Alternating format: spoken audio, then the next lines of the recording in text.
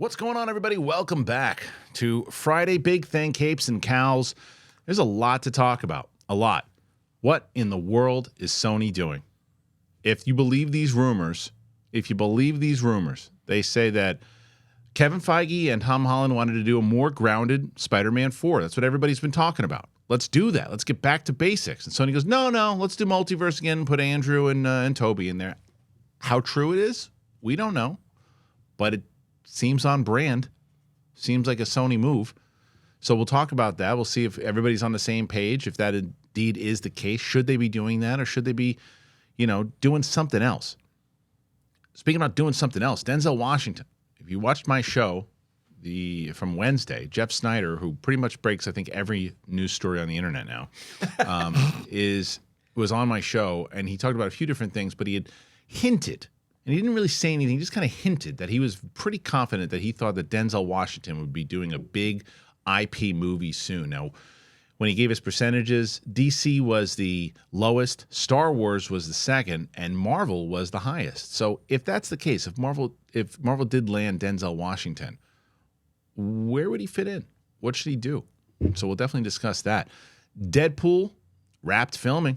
We got a speaking of wrapping, we got a picture of Ryan's package for some reason in the promotion. So that was a thing, literally.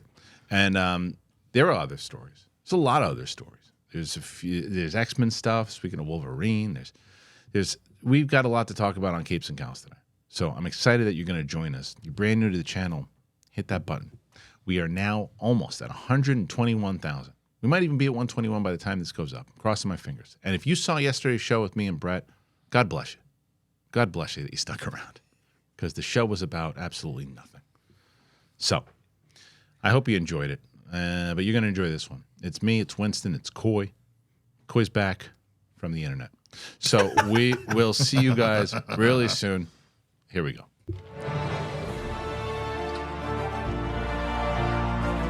Welcome back, ladies and gentlemen. Capes and Cowls. It's myself, Kristian Harloff, Coy Jandro, Winston A. Marshall, straight off of Veracruz. We saw Dune in theaters last night, dude. Yeah? We went to the re-release in IMAX. He had never seen it before. He hadn't seen it, so we did it out of the theater reaction. Dude. And people but people got mad at first at themselves, but they didn't get mad at me because I wrote clearly Dune re-release out of the theater reaction first time watching. Yeah. Is what I wrote. Yeah. And a bunch of people said, I got fooled. I thought it was part 2, but that's on me because it clearly says it in the thing. I didn't say Dune 2. No. I said Dune. Dude, first it's not time clickbait. watching. You put all the things that they just saw the words Dune and that was they it. got excited for it. You had seen it because we talked about it, right? I had never seen it in the theater. Oh, okay, got I it. had only seen it on the big screen on my house. Because I remember how much we both liked it, and I thought we talked about like the deep sci-fi of it. It's so much better in theaters. Though. It's so much better. Well, in it's theaters. so like yeah. And so that's part of the reason why I hadn't seen it. It's hard for me to see a spectacle film not in a theater first. Yeah. It's very like I Wonder Woman 84 was bad, but I think I would have been a little more forgiving had I seen it in a theater. But watching it at home, it was terrible. Like to the point where I will probably never watch Aquaman and the Lost Kingdom again. But like in a theater, like I said, you guys hated it. I was like, it's fine. Right, because it's a theater experience. Like, because I saw some dopey comment from somebody on our thing that said, "I hope Chris will take this into consideration when he says that movies shouldn't be on the big screen." And I was like, "That's not what I said. What I said was that there are certain movies that don't fit on the big screen Christian anymore." hates It's not just that. The main thing you pushed is you're like, as a man that is a father of 2. I would also like sometimes because I'm tired to watch plenty of these at home because I got a good setup. But everybody knows there are certain movies you have to see in the theater. Yeah. What I had said during the pandemic was like, look, it's going to be tougher and tougher for certain movies to make it in the theater. It's just like it's becoming so much easier to watch things at home. I just had a conversation with one of our patrons again. Like this is a dude. He's a father of 2, and he and his wife, they go out to the movies, and it's an event. We are privileged. We are very lucky that we get to see so many movies for free because of press screenings. That is not what happens to regular people. Regular people have to say, what am I going to see in the theater that I'm going to spend $100 just on tickets? Bro. But I'm saying $100 just on tickets. I'm here with you now. Yeah. But you know why? Because I think I told you guys this. So I ended up in a situation. Most people know I broke my leg last year, and so when that happened, I didn't notice that a credit card that I had expired. Yeah. So AMC A-List, because it it didn't renew my thing in a set amount of time, they said, well, you're banned now for 6 months, because their whole policy is they don't want people signing up then canceling because like, oh, the Marvel movie's out, I want it now. So it's like you have to either keep it going or you don't. Right. And so I am now in that position where I go, if it's not a screening that we have, and I really only have it to most of the superhero films at this point, I got to make a decision. Am I going to see this or not? Exactly. And think about it, because like, so if you and I go see a movie that we get invited to, and we see it, we leave going, wasn't great, but whatever, because it didn't hurt our It wasn't budgets. a financial impact. It didn't hurt our budgets. So if I go and I take my family, the stakes are so high. If I don't do this for a living, and I go, okay, I really want to see this movie. Do I want to see this movie? I hope it's good. All right, I'm going to do it. I'm going to spend $100. My kids want some snacks. It's a night out. I'm doing this. I wind up spending $150, and the movie sucks. You're going to hate the movie even more. Bro, that's where something like an A-list and or a movie pass, even though that was a giant fraud, though I think they're trying to make a comeback. It's so vital, especially if you have a family. Movie pass, right? Like, yeah. But this is where, to that point, y'all got to answer this question. As like white folk, do y'all not sneak food into the movies? I mean, so not as much anymore. But like it depends. Like that's not true. It depends on where I am, what I'm eating. You know, if I'm not throwing things out. Fair. If I'm in the middle, if I have to go somewhere, if you went to dinner before, if I'm starving, and trust me, if you're the movie theater, you don't want me in there if I'm starving. If I'm starving, also a bad way to have a good experience. Like if you're hungry, that movie's a distraction. No, if I go, and so sometimes I'll go and I'll say, you know what, grab something on the run. I got something. I don't want to get to, but I also want to be considerate. I don't want to get something really stinky for fish people or anything like right, that. Yeah. Right. But if I get something and I'm like, okay, I'm putting it into my sweatshirt all the time. I'm taking a walk because I also, and I've talked about it many times throughout the years, I don't like Dasani. I guess I'm never getting them as a sponsor. Do you know why? They put salt in their water. It makes you thirstier. It's the only water. If you look at it in the back, it says salt. It's the only one that does it. Yes. So I always bring a water bottle. I do with too. me because I don't want Dasani. I agree. And the food at the theater like isn't up to par, like generally. Unless you go to iPick, like we used to work, but that was super expensive, and I only went there because I worked there, so everything was and it was delicious and common. Exactly. Yeah, but like for 2 years, I got used to eating a movie, but quality food. But it's just hard to rationalize like $8 for Bunch Crunch, and that's $8 for a Bunch of Crunch, or like a chicken tenders at AMC right now. It's $15, and it doesn't come with fries. Yeah.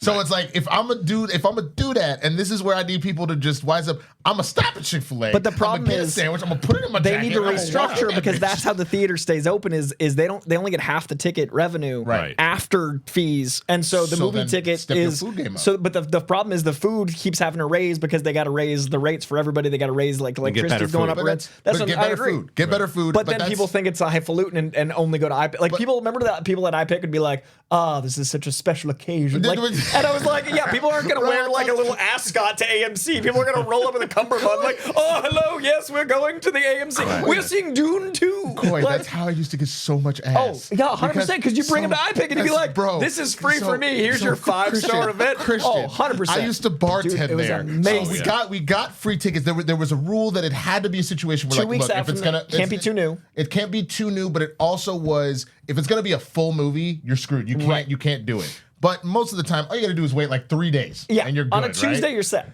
And so because I was bartending, all the bartenders took care of each other. So if I was like, hey, man, go ahead and get me a beer. And like, she liked that liquid nitrogen cocktail. Get her that one. Do that shit for free. Oh, dude, liquid nitrogen is like the best way to be like, I'm fancy. And then you go in and the food, everything's 50% off. So I'm literally spending $25 to go on this date, but it would cost anybody else $150. Yeah. So that was a good era. But we get back to the point that we share a very unique experience.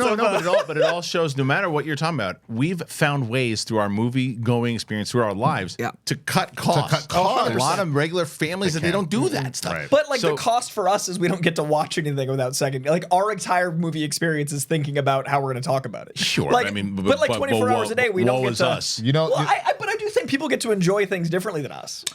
I don't get any small fiddle.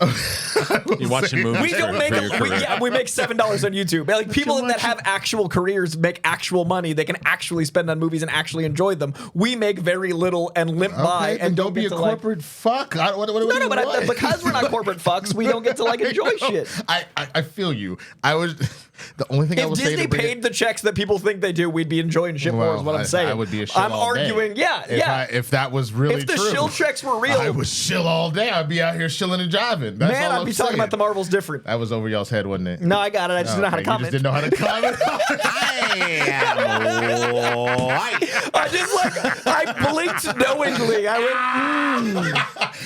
The only other thing that I will say about Aquaman though, the one thing that did piss me off is because the AMC A-list. That's when I found out I had to pay for that. So you got the exact experience he's describing. That's exactly. You got so the look, we experience found our of way paying back. for it. We found our way back. So look, either way, the point is that it ain't easy, especially with prices going up in the economy in general. So you understand. I just was trying to get that perspective more so where, when you see the people who are getting pissed off about, it's like any product though. You're spending money on a product and you don't like it. There's again ways to express your frustrations about that product in a better civil way. But again, that's the problem with these things. You walk away. But either way, you get frustrated. You spend money on it, and you hope for quality stuff. But all right, look, Alaska Airlines. Exactly. So let's talk about some of this news, man, because I got to start with this thing. I saw this post. It's a major rumor. Sony wants Toby Maguire, Andrew Garfield back for Spider-Man 4, and they say Kingpin might appear. This is Mark Cassidy.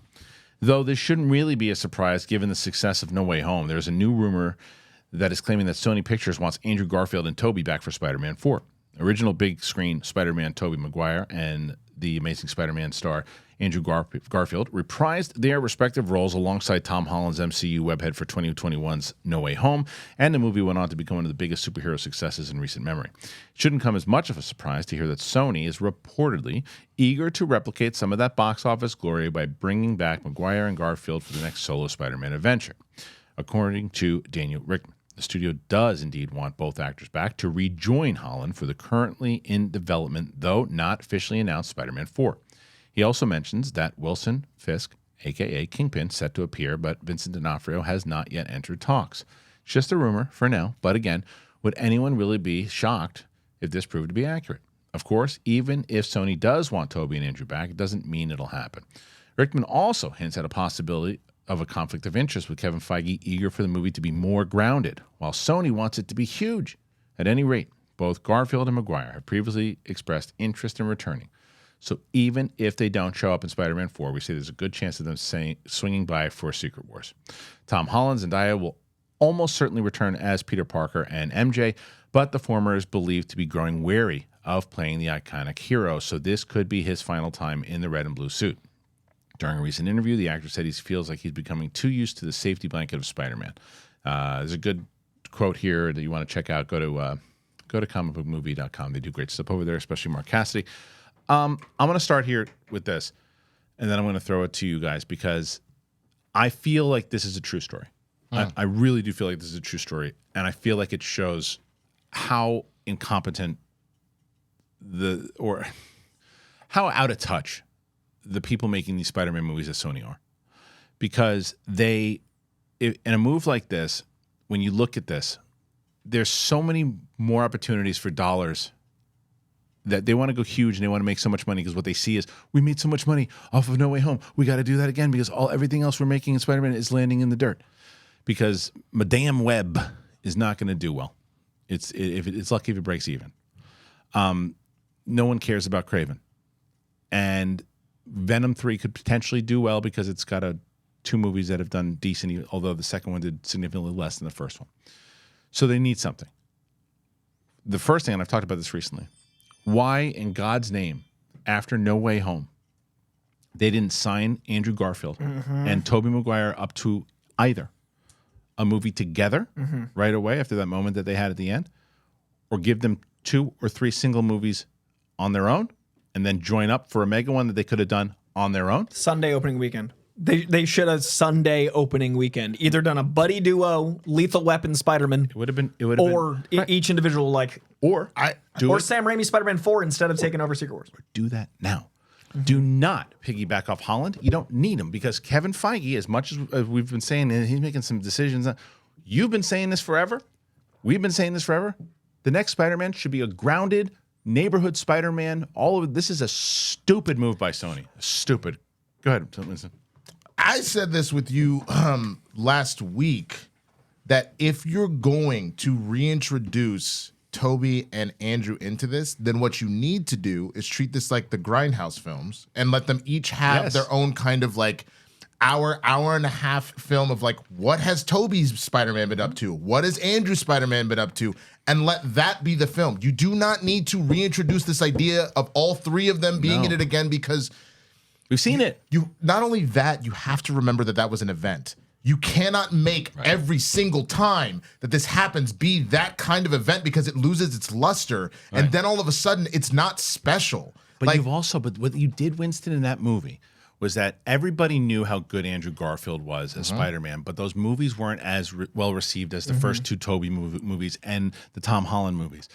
But what you did in that movie, in No Way Home, is you made him almost the most lovable out of the three of them. Absolutely. So to not jump on that immediately.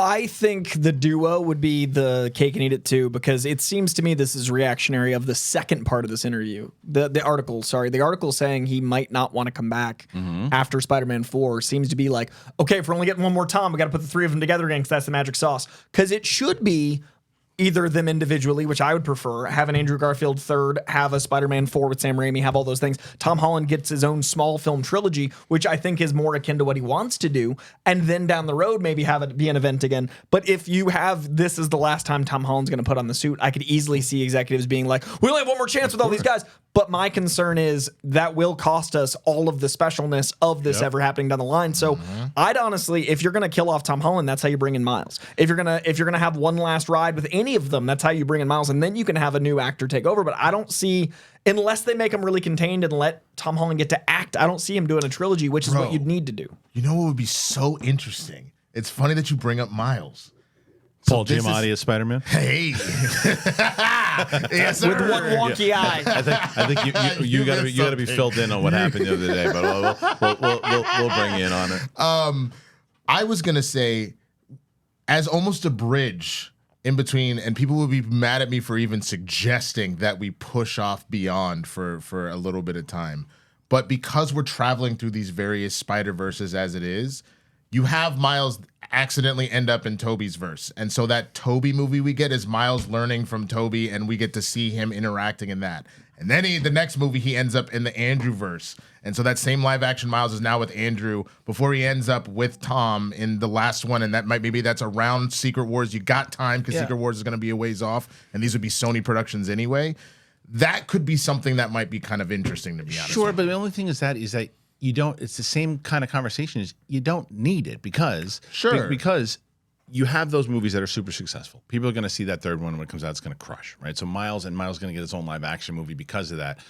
And because the Toby movie is so beloved by so many, that if they announced a single Toby movie, then they announced a single Andrew movie, and then after both those movies crush, because they both would, then you bring them in for their own movie that they come in. That's the third movie. It's 1, 2, 3. Three movies that they're all doing. Then the worry of now I don't know, because I don't know the deal, and maybe you know this, I don't know. But because Sony owns Spider-Man, like when he was in Infinity War and Endgame, I would assume they get paid for that. They get a little bit of a cut, yeah. I would assume that. So the argument to what you made, which I think is super valid, they're probably panicked because of Tom Holland. Well, guess what? Tom Holland is going to show up in Secret Wars, right?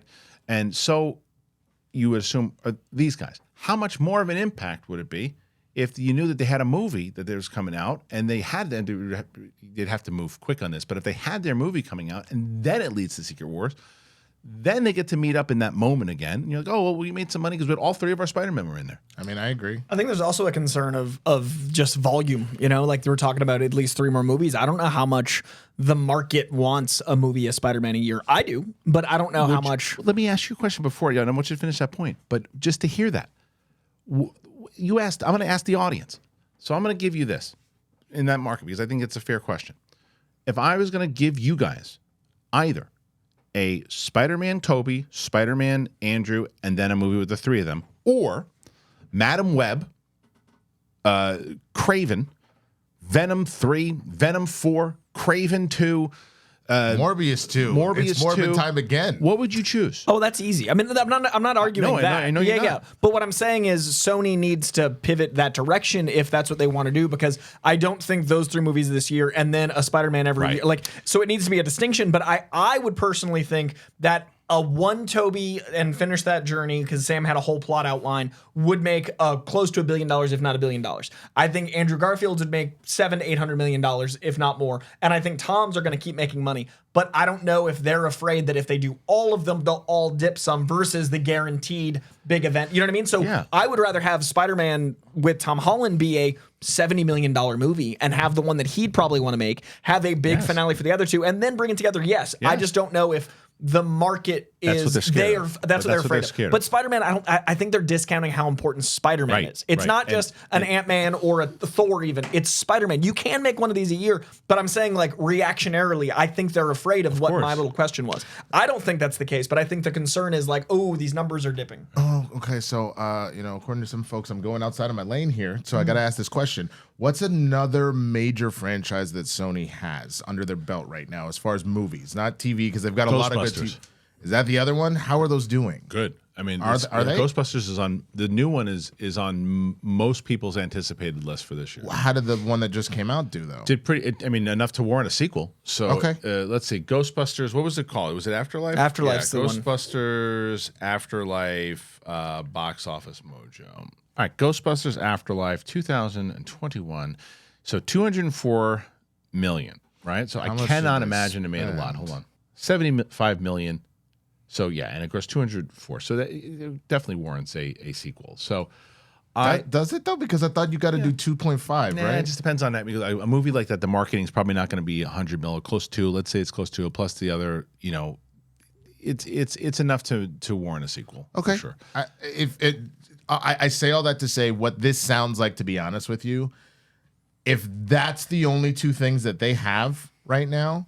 And so they have Uncharted. I know that's getting a sequel, and it did well. I think they wanted a little bit more, but it did like $500 million. Like, it did well on the budget. And God of War is God of War is going to be huge. They're leaning obviously video games because they have PlayStation. I loved Gran Turismo. Oh, don't they have Sonic? Yeah. And they have Sonic. So that's Sega. Is that? No, I think that's Paramount. That's Paramount. Isn't Sony PlayStation? Sony's PlayStation, but Sega is Genesis is Sonic. Okay. So that's Paramount. But it's also a Paramount film. So okay, so let's Last of Us, right? So I looked this up. All right, here we go. So they got Spider-Man, Jumanji. I guess they technically have Bond, though. I thought that was bought by Amazon recently, wasn't it? They don't have Bond. Yeah, they just had distribution, I think. Jumanji's huge. Jumanji's big. They have Bad Boys. I know that there's talks about one more of those. It's supposed to come out this year. They're filming them. Yeah, the Peter Rabbit, Resident Evil, Men in Black, which didn't do well, Hotel Transylvania, right? So Ghostbusters. So they have things, but the ones like the successful ones at the moment they have a couple. Like, if they're going to do, I don't want them to do another Uncharted, because I thought that would have been a better television series for sure. But they have Spider-Man, they have all these different things, but I don't know. I just think the choices were not great. And then I want to move to, again, sticking with Sony and sticking with this whole thing. Is the other thing is that they're doing is they don't have someone to really keep a rein on this, because if you believe the rumor, I don't think we've discussed this yet, Madamme Webb apparently was going to have Andrew Garfield in it. And then they went, no, got to put Tom Holland in it, because Tom Holland is the more popular one. So let's do that. And then they decided not to do it altogether. And then they realized that they had so many, like, they were going to put it in the 90s or something. It's like specifically 2003. It's like a really specific year by the billboards. All the billboards are 1 year. Right. So they had to cut out all their references to it. So they messed it all up, and they had to cut all their references out. So somebody's not paying attention over there. Right. And so the other thing that then comes out is, I think it was the director who came out and said, this is a standalone thing. It's not connected to anything else. You've just lost a ton of people that were going to go see this movie. I was genuinely hoping it was going to end with like the web that ties into Spider-Verse, and it genuinely could, like the spider totems. Now I really am. That was the only reason. That was the only reason people saw Morbius. Is because all the ads had Spider-Man. Well, that and it didn't. Isn't that the point at which, or am I confusing with Venom? I want to swear it was Morbius, where all of a sudden Michael Keaton walk by. Well, like Michael Keaton, the worst post-credit scene ever. Yeah, but all of a sudden it was like, I guess I will, because I got to see how this all connects with something. if you're gonna have a shitty movie, at least have a connection to something that's better. So that I have a reason to see it. Right and now. What I'm bummed about is I genuinely, and like I'm very serious. I genuinely like the aesthetic that Madamme Webb looks like it's taking influence from. But if I hear about the pre-production being that messy, it doesn't give me hope that the style that looks intentionally messy isn't just messy. Right. Do you know what I mean? Like even from a non-comic book perspective, me going like, man, I like those underworld. I like the really stylized, gritty, almost mini DV camera. Now it feels like because of the quotes, that wasn't intentional. And that's sad because like I hate knowing that much. And it's already getting, and the movie hasn't even come out yet, and people are already quoting the bad dialogue from it. Like, it happened in the Amazon when the spider came in and bit my face and then took me out to coffee or whatever the hell it said. But it's like, out for coffee. Whatever. Best adapted screenplay, Madamme Webb. Whatever the line is, it's like it's not good, and people have been quoting it, and and now this, it's like, well, because the argument, and someone will either wrote this in the comments already or is going to, they're going to say, well, why can't movies just be standalone? Why does everything have to connect to each other? Not all movies do. But when you're selling this off the fact that it's somehow connected to Spider-Man, yet it's not really. Then you didn't need to. What you could have done, to be honest with you, if it's like, why does it not have to connect? Then don't make it Madamme Webb, the character out of Spider-Man. Right. Take the idea of Madamme Webb, a psychic person, and she's protecting these girls who happen to have powers, and make a completely original IP, 100%. and then just run with it that way. You did own it, because and you own it. So you own it. Yeah. You literally did this because you wanted to connect it. So don't play me that card. Well, it was the oops. The oops was, let's connect it. We got Tom, or we got Andrew. Great. Oh, no, we shouldn't. It's the same conversation we had 10 minutes ago of them going, oh, no, we need Tom Holland. And that's another way to introduce the characters back in is Andrew shows up in one, Tom shows up in another, Toby. Yes. And then they build excitement, and then it feels like those movies that get their solo are payoffs. Then they can be more eventized. But if they don't show up between anything, and then every 3 years it's like an event, then nothing's an event. And the other problem is they are now playing, like, so DC, when they were kind of doing this back in the day, they were lucky enough that they were playing in a sandbox that everybody wanted to see comic book movies. Sony's playing in a sandbox right now that unless you hit something that's good, nobody wants to see your stuff. And so when you're doing this and you're making these kind of moves, they need somebody over there that's going, no. Get Toby, get him a movie, get Andrew, let's take the hit on this Madamme Webb, let's take the hit on Craven, let's start building out these Spider-Verse things because we're getting paid on Secret Wars anyway, guys. There's a big overlapping story that could be told, and I know a guy.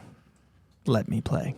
They need a Feige. They need someone to oversee it all. And it's to comic fans, a lot of the choices are obvious. Like there's a map that they're accidentally filling in the right amount of things up. Yeah, it's true. So you heard it. That was Coy's resume. All right. So before we move on, I want to tell you guys I'm very excited that a lot of you have been getting a lot of messages, and I'm so excited that you've both been signing up for AG1 and Rocket Money. I got somebody yesterday said I signed up for AG1 and Rocket Money. I'm so excited. So let me tell you about both AG1, Rocket Money right now. Here you go. All right, guys, let's talk about AG1. You guys know I love AG1.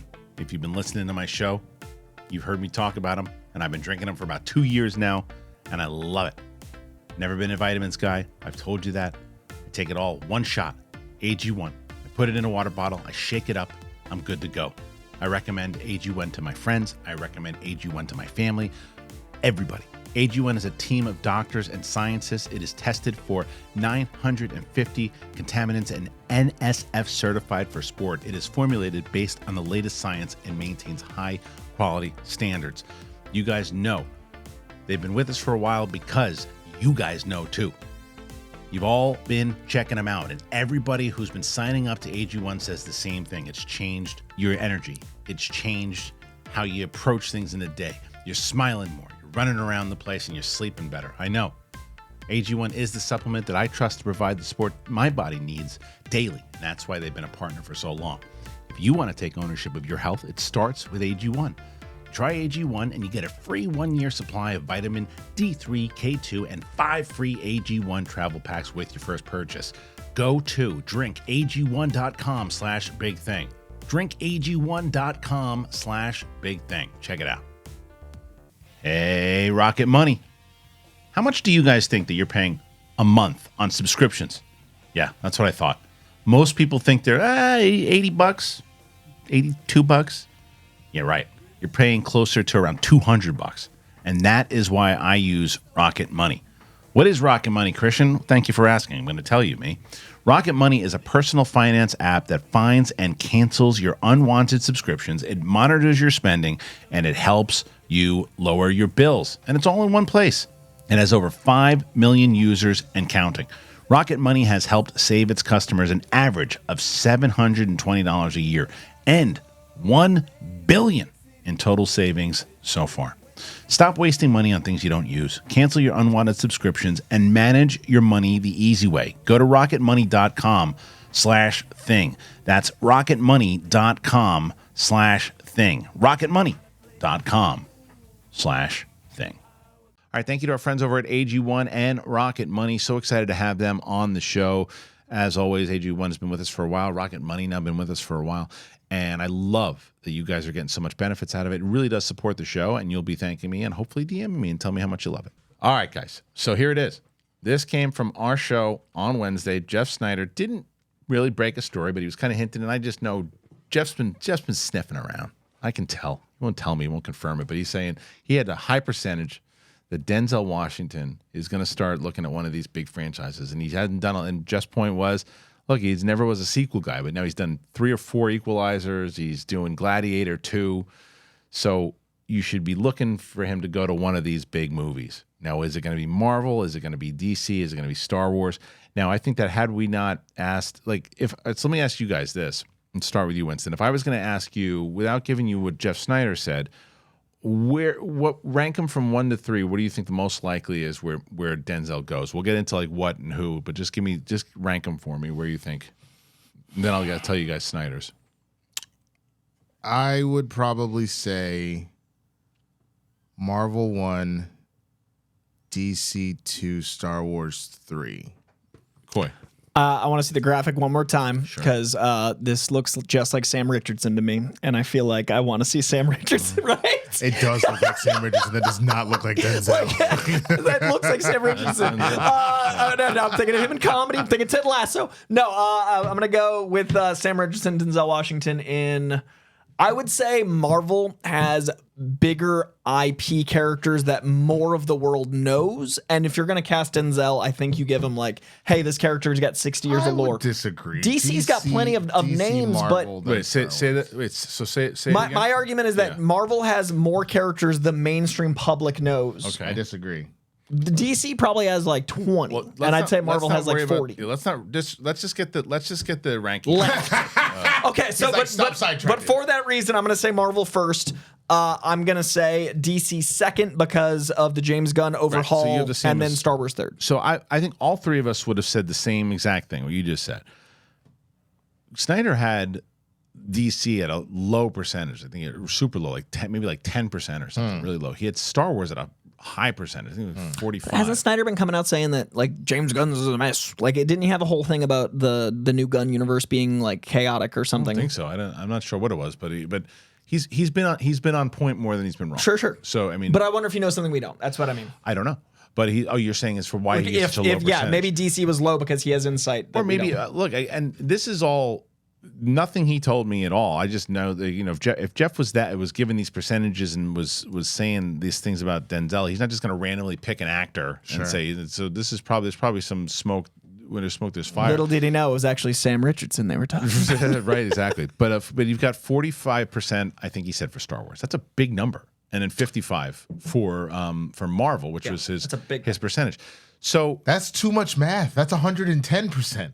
55, 45, and 10. Oh, whatever he said. Yeah, so no, I'm just laughing. I think he said 35. He's 110% in one of these franchises. That's what I was saying. That's what I was saying. Is that he has a cameo in one of them, and he's in the... Bro, it's Denzel. He always gives 110%. No, 55. It was 55, 35, and 10. But 35 still big number for Star Wars. Oh. So out of all the movies, out of all the franchises, where do I see him fitting in the most? I see him fitting in the most. As much as I want to say Star Wars, I see him fitting in the most with Marvel for sure. We had this conversation off air. Definitely would have it on air. I know that Winston had suggested this. Other people have suggested, well, Magneto would be interesting. Would Denzel bring an absolutely amazing performance to anything he does? Yes. I'll tell you why I wouldn't recommend him doing Magneto. Because what I don't want to see, this is like one of the greatest actors of all time. I don't want to see the stupid discourse that will come of him playing it because he's black. And it'll be like, okay, well, no, Magneto's supposed to be white. Doesn't matter if it's Denzel. It's like, it takes away from the fact that you got Denzel. Let him take a character. Denzel, you're like, oh, you know what we want to do? We want to make a movie about an ice cream man that the ice cream man then starts to use superpowers and can throw, strawberry ice cream at people and call him Ice Cream Man. That movie sucks, but we got Denzel. Green light. It's like, I don't care who it is. Yeah. Give me someone I don't know because you don't need it anymore. You don't need the big name because you got Denzel. Some actors are bigger than the IP even today. Yes. And that's what's happened in the last 10 years. IP's become bigger than movie stars. Denzel's still the movie star. Like, there's not a lot left. Tom Cruise would be bigger than Hal Jordan if Tom Cruise played Hal Jordan. Doesn't sell the That's movie. what I'm saying. Like, as far as what the weight of the ticket cost is, I'm saying that if Tom Cruise played Hal Jordan, then it would be Tom Cruise as Green Lantern more than Green Lantern starring Tom Cruise. Right. Denzel's the same. You could have him play anyone, and it's going to be a Denzel movie. Right. And that's why I think you shouldn't necessarily use a character that people will have backlash over, even though he would be one of the best. Like, I'd love to see that. Great. But I don't know also if he'd want to tie himself to 7 movies over 20 years. Yeah, because I think Harrison Ford doing Red Hulk is so, and this to me feels like a similar thing. I feel like Harrison doing this is like, hey, I want my kids' college and I want my grandkids to be set. Scan me, make me Red Hulk. If I die in 20 years, my legacy lives on. This to me, like Denzel going, hey, my kids really love these movies. I want to join a franchise now because that's what's popular with my kids. And he's never done it. And he hasn't done it. So I think him playing a character wouldn't be as big as a 7-year Magneto thing. I think it'll be a big character, but I don't think it'll be someone like that. You know what, though? I love that. I originally said Marvel and like Magneto, and obviously that discourse, I agree with you on all that. I'm thinking about it, and I actually think he would be better as like a Star Wars villain. He'd be great. To be honest, like awesome. give him like an emperor type of like character. He would crush that in the Old Republic. In Mangold's movie. Yes, all that weight, like that gravitas. If you literally let. You're talking about Alonzo, Detective Alonzo. You put him in the Old Republic and you let him. You gonna be playing basketball in Coruscant in Pelican Bay. Just like he would absolutely destroy that. Dude, I look, like I said, I would rather it be Star Wars. I would love, because I want Star Wars to get out of the era that they've been in. Look at what Ray just did, man. What they just brought over with Ray Winston Stevenson was so powerful because of the weight of the actor that made that universe feel so much bigger. Yeah. I'd love to see Denzel bring all of the Denzel to a universe and make it feel like not just the Skywalker story. Well, that's my point, is that even Ray, who was brilliant in that, is still playing in that same playground that we've been playing in since 1977.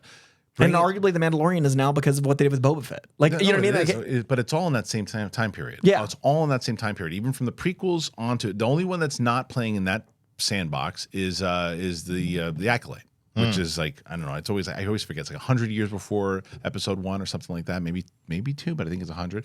But if you have Denzel in that movie during that time period and establishing that'd be great. But I think back to Marvel. You can put him in anything. I mean, well, here's the other thing.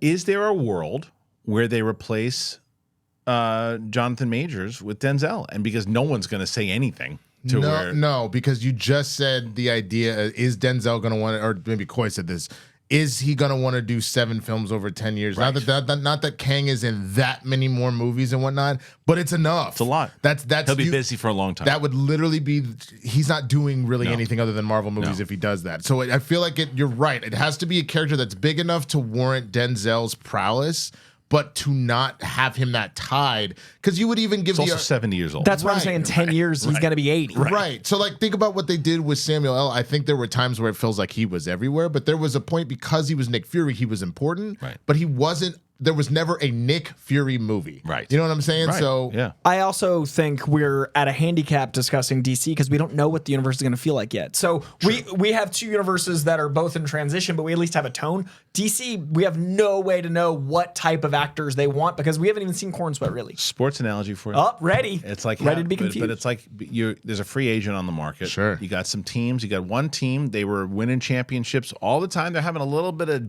down, but all these coaches right now, boy. But they still have a lot in their salary cap. Yeah. They still and they can make big offers, and they can still, because there's always a chance that tomorrow they could win another championship.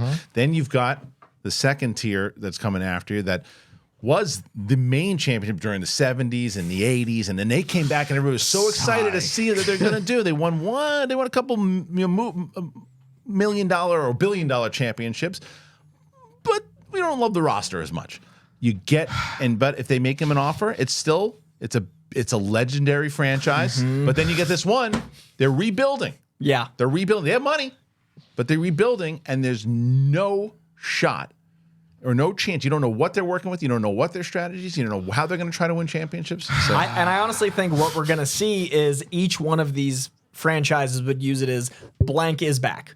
Right. Every TikToker is going to be like, "Oh, Denzel's in it, blank is back," and all you're going to see is stupid yellow font with people yelling. And that's what one of these franchises needs: is stupid TikTokers yelling with stupid yellow font. Like, all of these people need the win for their little asterisks of I'm doing a franchise, but the franchises really need actors with weight to remind people why we do all this. He's got a Cowboys thing. Cowboys should have hired Bill Belichick. I don't know, man. I think Belichick got exposed once Tom Brady left. But that's the thing, though. I think, and because now we can go on a whole sports thing. I think you have all of the pieces that if he really went and whipped the Cowboys into shape, they clearly showed they had enough talent on the team. Sure. Mac Jones is not a good quarterback. God doesn't like them. Okay, so we go to the next story here. Deadpool 3 officially wrapped shooting. Ryan Reynolds and Hugh Jackman share new behind-the-scenes photos and comments. Josh Wilding over at Comic Book Movie. Work has finally concluded on Deadpool 3 ahead of the movie's release in theaters this July. And it stars Ryan Reynolds and Hugh Jackman. And they have both taken to social media to share their thoughts and photos.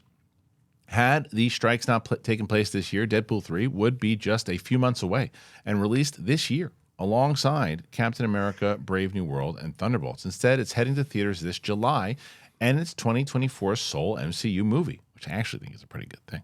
I said that, not them. We know that Dogpool is done working on the threequel, but lead stars Reynolds and Jackman have confirmed shooting on the untitled movie wrapped.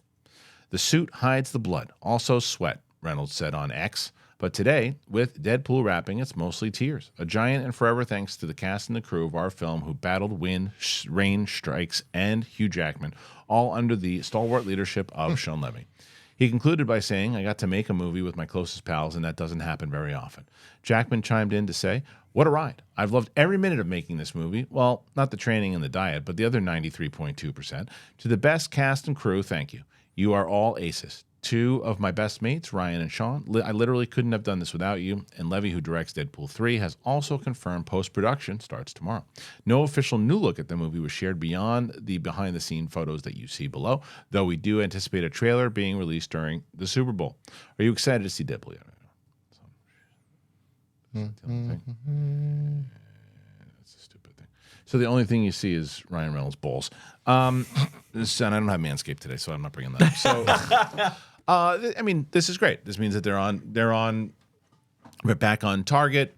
July will be fine. Mm-hmm. I'm very confident in this movie. I think this movie is going to be the first.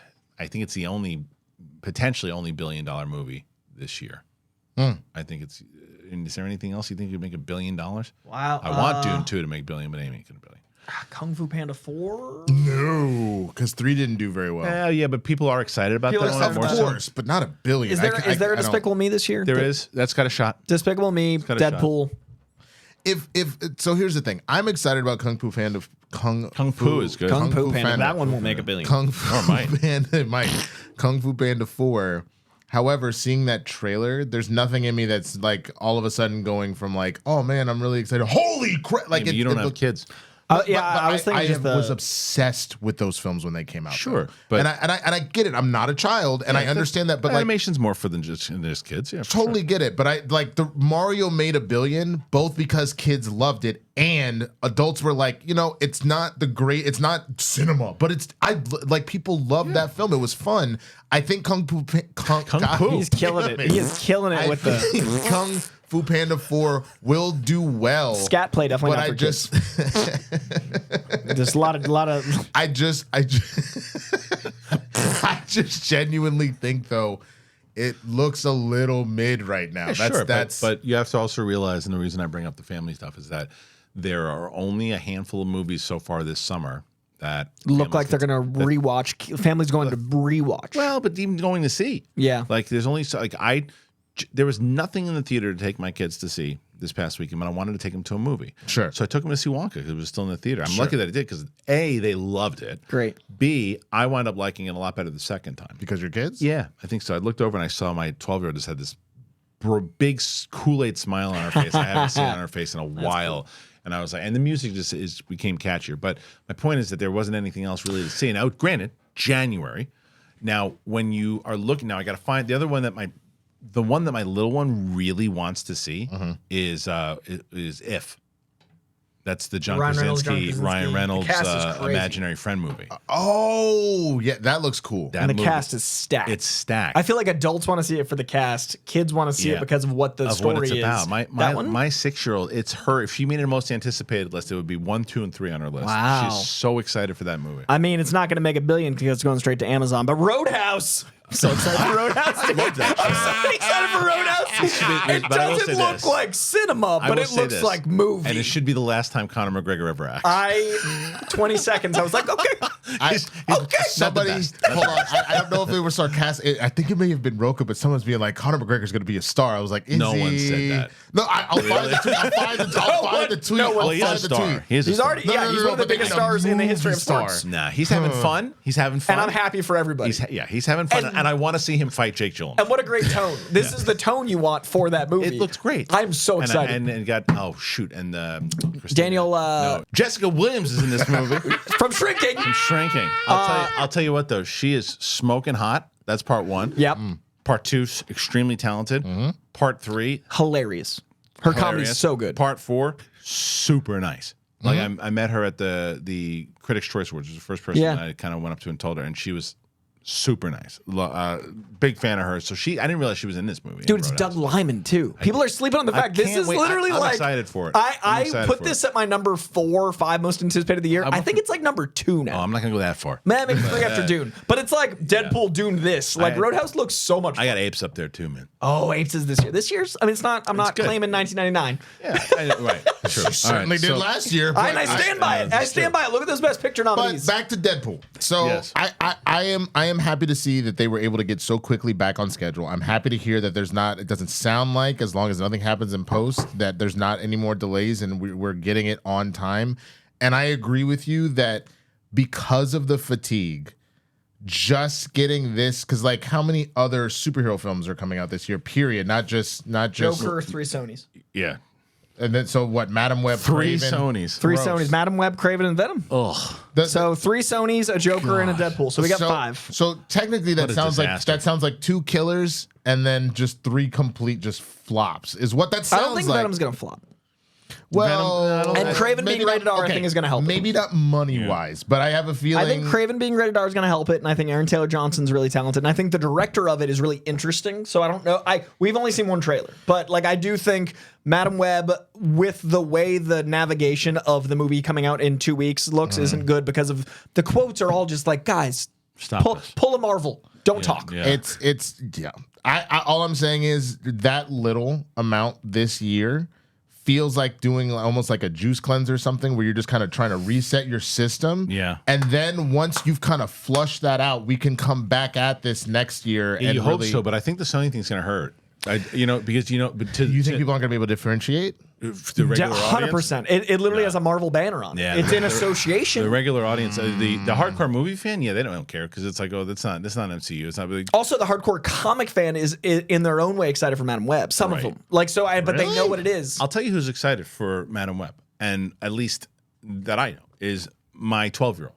Really? Because the Galentine kind of element? I thought it looked cool. I mean, I was like, I was curious. It looks the definition of cool. Yeah, it's for a 12-year-old girl.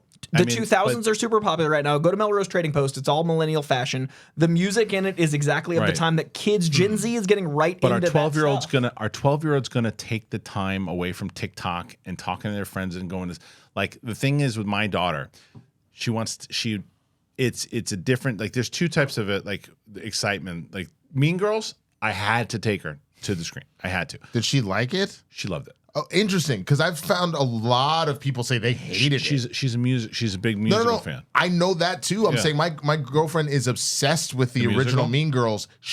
And the musical. She hated this movie. She loved it. My daughter loved it. But again, big Sydney Sweeney market. 12-year-old girl as opposed to an adult.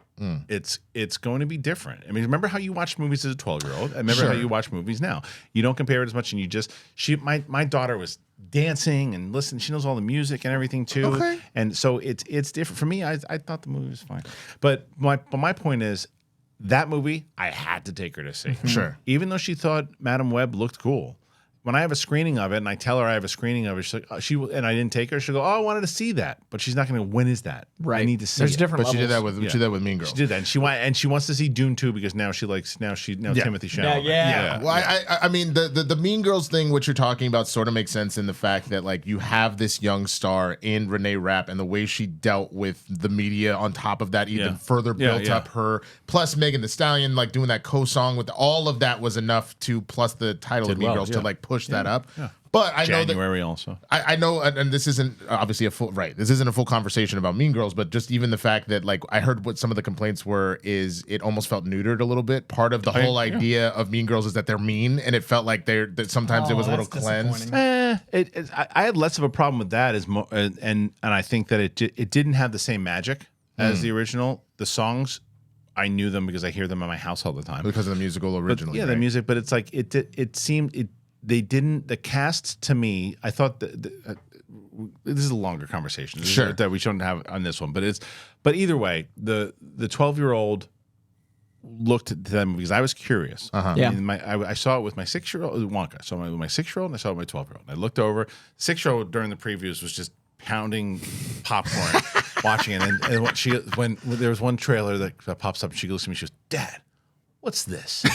And I go, "This is Kong and Godzilla." She goes, "That's what I thought." Dude, why is she such a thug? She's a thug, and she's just like jamming the popcorn in her mouth. And then Vivi sees the trailer for Madamme Webb, and I was like, "What'd you think of it?" She's like, "I want to see that. It's good." And I looked at Maisie, and Maisie goes, to be fair, that's Maisie's genuine reaction to most things generally. That's what I thought. That's what I thought. I mean, the other day, when I told her, and it's a quick story, and I said it yesterday too. But when I said to her, I basically told her she couldn't watch TV because we just saw a movie, and I said, "Maisie, I told you this." She goes, "I have no memory of that." Bro, why is she literally going to become the new Kingpin once the D'Onofrio's Yeah, she's going to oversee Sony before me. Yeah, that was the other rumor, by the way, is that Kingpin is which makes it just Spider-Verse again, which really worries me because I'm like, what a cool thing to have multiversal and Kingpin trying to do that. I'm like, and I'd love Kingpin in a small Spider-Man story, like a Tom Holland street level. That's perfect for Kingpin. Let them build him in Daredevil first. We don't even know what the hell that's going to be. But I think he's going to be the Kang for the smaller street level side. I think D'Onofrio's lobbied for it successfully. Yeah. But yeah, I again, to bring it back to Deadpool, I mean, just in the standpoint of I think, like you said, for most people, this is one of their most anticipated films of the year. So I'm happy to see that Ryan and Hugh really did feel good about it, and they seem really excited about it and whatnot, because that's what you want to hear. Because I feel like a lot of the build up for this other stuff, if they're not excited, they're just like, go see it. Right. I did time, and that's it. You know. I did a poll on Twitter because I was genuinely curious of like this. If you want to see Joker 2 more, retweet this. If you want to see Deadpool 3 more, so I could see like clear, because I'm not going to read everyone. But I can. Those two numbers are clear. A lot of people in the comments below were saying they don't have any interest in Deadpool 3 because it's going to be all nostalgia. And I thought it was really interesting that we're gonna do. Let's do it. I don't know, just from right now, because how much more time do you? I got 15 minutes. Great. So here's what we're gonna do right now. As we tell, I'm gonna put a poll up on the channel. Yeah. And I will see by the time in 15 minutes what it's at 15 minutes. Let's do this right now. Real time poll. Hold on a second. But can I speak while you're going to be editing? Yeah, go ahead. So my point being, I'm worried that the Marvel fatigue is actually just people thinking referential fatigue is happening, and therefore nostalgia has gone from being a thing we seek to a thing that's like, oh, I don't like that because of nostalgia. But nostalgia when it has heart is a great thing. Nostalgia when it has comedic elements is a great thing. But people are using it in a very like media illiteracy use of, oh, it's going to have references, and I've seen those go badly. I assume it's bad because the Marvel brand brand is so sullied right now that people are attacking that. So interestingly, Deadpool was getting more negative comments than positive, and then Joker, the only negative was, oh, it's a musical, but a lot of people didn't realize it was a musical, and I also still think it's going to be. No, it was a musical. We're so plugged in. I also think it's not going to be as much a musical as people. They announced Lady Gaga. Yeah, what movie has Lady Gaga done other than the Prada or the Gucci one where she's not singing? Starring 30 Seconds to Mars, Jared Leto. You know what I'm saying? Like literally, what movie has she done? Oh yeah. Oh no! Hey. So I wear Gucci. I'm literally. But that's my point. Is crazy though. Those both have these negative swipes against them, sight unseen. That I'm really curious how that plays out. All right, so I put the poll up there, and I'm gonna in 15 minutes from now, as we end the show, I'm gonna bring up the poll. What it stands today, it'll be tomorrow, will be significantly different. But I'm very curious, and then we can revisit it next week. But let's keep going. There's other, and before we even do that, you had Trade Coffee today. Yes, it was really good. It is so smooth and delicious, and the smell was like I needed the smell for awakening. Thank you. I have saved you money because every time you walk in here now, you don't have to go to the coffee shops. You come in, you have Trade Coffee. I just smelled it. Yeah, so Trade Coffee is no joke. If you guys don't know it already, you just go to drinktrade.com/bigthing. It's so good. Link's working. Drinktrade.com/bigthing. You go there, you sign up. It's a subscription service. It's incredible. I absolutely love it. I'm so glad that they're back with us. I hope that you guys have been getting them. I really do, because I want them to come back, because for you, for me, for everybody, to help the show. But they're so good, and I'm telling you, like they have so many different vendors that they go to, and each time there's a delivery, it feels like Christmas coming to my house. It's so good. Drinktrade.com/bigthing. Sign up today. You'll thank me for it. All right, let's get to the next one. Supergirl. Hey, man. Search narrows down to 2 as Superman Legacy screen tests take place. And Isabel May is not on this list. Wah, wah. Dummies. We now have confirmation that the DCU's new Supergirl will debut in Superman Legacy. And the search for our Women of Tomorrow has narrowed down to 2. Here we go. Earlier this month, we learned that Millie Alcock, Amelia Jones, and Meg Donnelly were in the mix to play the Girl of Steel who got cut. It seems the search is now narrowed down to 2. THR is saying that the screen test took place yesterday in Atlanta, and Supergirl will either be played by Millie Alcock or Donnelly. Priscilla's star, Kaylee Spaney, was also said to be in contention at one point. Alcock will best be known for playing the younger Princess Rhaenyra Targaryen on the first season of Game of Thrones prequel House of the Dragon, while Donnelly was in the Disney Channel. Oh, that's right. I knew her. That's why, because my daughter. You're the one with kids here. I know her. Oh my God, my daughter's gonna be thrilled if she gets it. And already has some experience with Supergirl, having voiced the hero in Legion of Superheroes. Yada yada yada. The new Supergirl will eventually headline her own movie, but we now have confirmation she's going to be in Legacy. All right, that's enough for us for this particular story. And now even more so. And look, you guys know how much I love House of the Dragon. That was my favorite show. Yeah, that's the same year that Andor came out, and it was still my number 1. Really? Yeah, House of the Dragon. High praise. Wow. Yeah. Oh, even over the Bear too. Oh, was it that? Well, was I it that didn't think the you same watched year? The Bear until I didn't watch until afterwards. But I mean, The Bear's my favorite show on television. Right? Yeah, Which, The Bear was my favorite. sure. I finished season 2 last week. Oh, it's so good. My God. That Christmas episode, right? Dude. Oh, you know we what? talked about Anxiety. this. You like the episode afterwards. I love the Fishes Christmas was your episode. jam, right? Fishes is great. Forks. Forks. Yeah, That's everybody right. loves Forks. Oh. I like Fishes better, but I understand. They're both- Fishes to me feels like an A24 film. Yeah. It does. And honestly, I'm surprised that oh my God! Jeremy Allen White? No. Jamie Lee Curtis. Thank you. That she didn't get awards for that. I'm shocked. Because she got the Oscar last year. I don't care. No, but I feel she like should have been nominated. Meryl She should've. Streep gets nominated every 2 days. Every Tuesday. I mean, you're not wrong. But either way, so I love House of the Dragon, and I really do like Millie Alcock as an actress. I think she shined in that show, and you're like, who's that? She's great. And not just because of zombies. But I looked and I said, because before I even knew, Meg Donnelly she's got that. I think she looks more like the character. Yes. You are a great example of why they might cast her, though, because your daughters Bring the just kids made in. you go, oh my God, I'm excited for that. And that's the demo they need for this movie. agree. In addition to us, I agree. they've got us. But I think it's going to be closer to her now because of your reaction in real time going like, oh, my kids are going to love. I guarantee you, James Gunn is watching this and he saw him freak out about literally, it. And goes, you "That's just it. cast her. McDonald's You're done." welcome. James Gunn, anytime. But I'll tell you, but the thing is, though, is as much as I love Millie Alcock, the thing, and I haven't seen her audition tapes or the reads. They do. To me, she seems you're gonna tell me she's tough. I'm buying it, right? Can she get to that place where she's because there's that kind of wholesome thing about Supergirl too, right? Can she get to that? Maybe.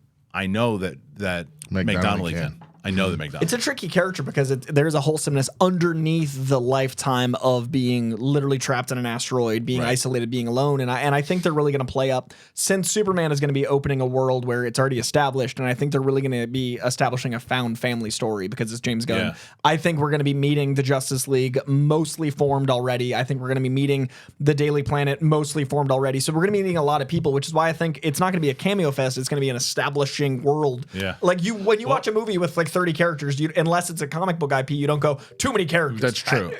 What's interesting too, I think, with the element of Supergirl that you're talking about is the difference between her and Clark. Is Clark, because he was a baby, babies don't remember the idea of really being adopted like that. So you might have that I need to go find out who I am type shit. His parents are always parents. But she was a teenager when this happened. Well, so it's nature nurture. We're going to see Clark get nurtured. We're going to see her deal with the nature of being alone. And that's why casting's so important. Well, but that's also why, like you said, if Meg is giving you the innocent side and Alcock is giving you the hardened, my family's dead, and maybe Donnelly can do it also. That's the question: is which one can do the other thing? Mm-hmm. So the other question is: does James Gunn have children? Not that I don't think so. I wonder because if so, because I could see him saying, "Well, you know what, my kids love zombies." So that's what, I told you he saw the show. It's Christian's daughter loves it. But that little mafia leader said I had to. She loves the show too, by the way. She does love the show. But so let me ask you a question then. Let's go prediction. We've been predicting the Superman stuff. Out of the two, who gets cast? Winston, go. Out of the two of them? Yep. I'm going to go McDonnell. I would have said Alcock until your moment just now at Zombies because I didn't know the show. I'm going to go McDonnell. I'm also going to go Donnelly. So around the board. Yeah. I think the other thing too, and you didn't read that last little part out loud, she has already been voicing Supergirl for animated features. And I think that knowing that she already plays knows the character, is already in with DC like that, I think that gives her a slight edge unless Amelia Alcock's audition is just so phenomenal. And I bet you it was. But she's got something else over Amelia Alcock. The two of them, more people have seen House of the Dragon than they've seen Zombies, right? Sure. Now, kids have, and so that to me is a benefit because in the same way that, and I think that, and this is why I think James Gunn is so good at casting, is because David Corenswet, the reason why over anybody else that was really famous, that was up for the role, he cast Superman because Superman needs to be, who's that? Yeah. Who is this presence? Who is that? And that's what no one knew David Corenswet I didn't know Sasha Calle until Supergirl, and now I'm going to watch anything she does. So an unknown of, besides my daughter and me, I wouldn't know who she was if I didn't have two daughters, right? So the fact, and I didn't even looking until I read it. Yeah. I didn't know.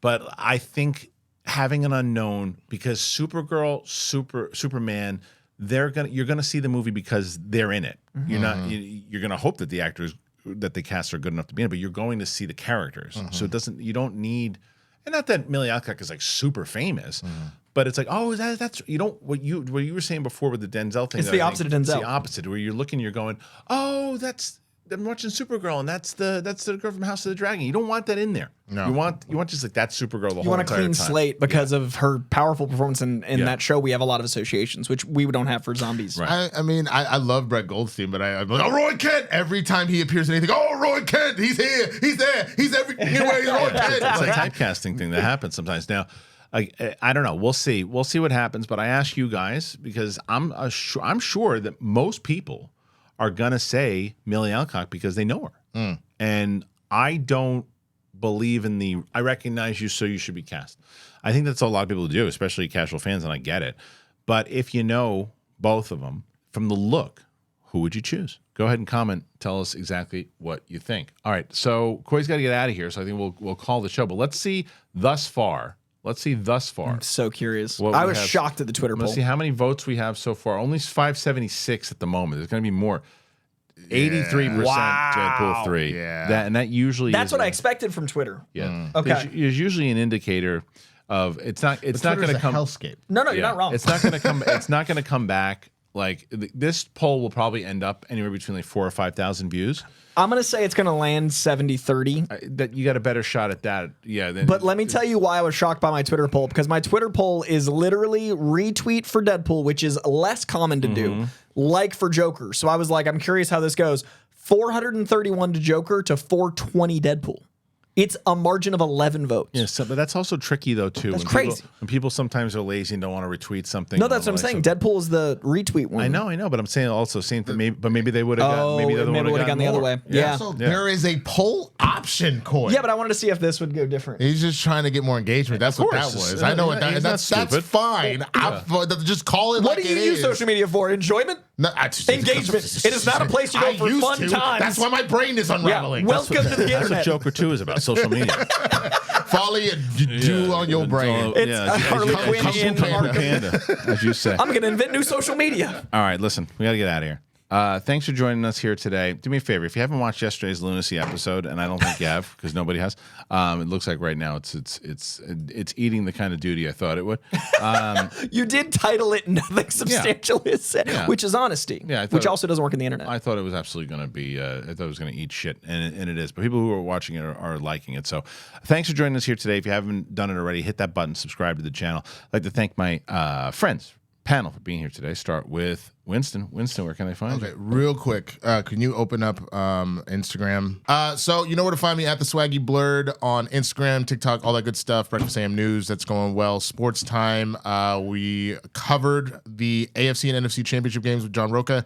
We're going to talk about the Super Bowl prediction after those games are over this weekend. So definitely check all that out. But what I really want to do right now is my boy Vince Marchbanks. He's known as the LeBron James of dodgeball. He has started doing custom shoes, and he's done everything from sports to films and superhero stuff as it's Capes and Cowls. Right now, Kristian should be putting some images up of some of the shoes. You can see the Miles Morales. He did some with Kirby. If you're a sports fan, you see all of the 4 teams that are up this weekend. These are incredible shoes. So I'm trying to help my brother out. If you are interested in anything like that, please go and find him at VMarchbanks on Instagram. You can shoot him a DM and you can put your order in for whatever you want. The Jurassic Parks look awesome too. The Black Panthers are my favorite. So yeah, check them all out, man. Coy Jandreau. You can find me on Twitter, Instagram, YouTube, TikTok, all at Coy Jandreau, spelled not like it sounds. And also, I'm going to be at MegaCon next weekend. So if you're in Florida, if you're in Orlando, I am sitting down with the Spider-Man 2 cast from the video game, my buddy Yuri. The Entourage first reunion ever. They've never done Comic-Con, so I'm stoked to sit down with the Entourage guys. Keith David, who I adore. Sean Gunn, going to be talking to him about all sorts of Marvel goodness. Tom King, one of my favorite writers of all time. The Princess Bride reunion. I get to join the inconceivable ones themselves. Jeff Loeb, Arthur Adams, and Simon Bianchi from comics. My Name is Earl cast reunion. Jason Lee, Ethan Suplee, Jamie Presley. So excited. The Stranger Things cast. Alan Tudyk. And then on Sunday, after Stranger Things and Alan Tudyk, Tom Hiddleston. Talking Loki with Tom Hiddleston himself. Very excited. I wasn't recording. Can you do that again? Yeah, totally. So, thanks for joining us here today, guys. Appreciate it. Go check out all that stuff. Thanks for being part of it. Patreon, by the way, if you want to join today, patreon.com/thebigthing show. Super helpful. And Mike Kalinowski will do stand-up comedy for 5 minutes if you can sign on up. So I think we're going to try to do another Flapper show. I'm going to like to try to do that before April. That's my goal. Fingers crossed. But I'll let you know. Thanks for joining us here today, guys. I appreciate it. Thanks to Winston and Coy and everybody else. And we'll see you on the flip side. Bye.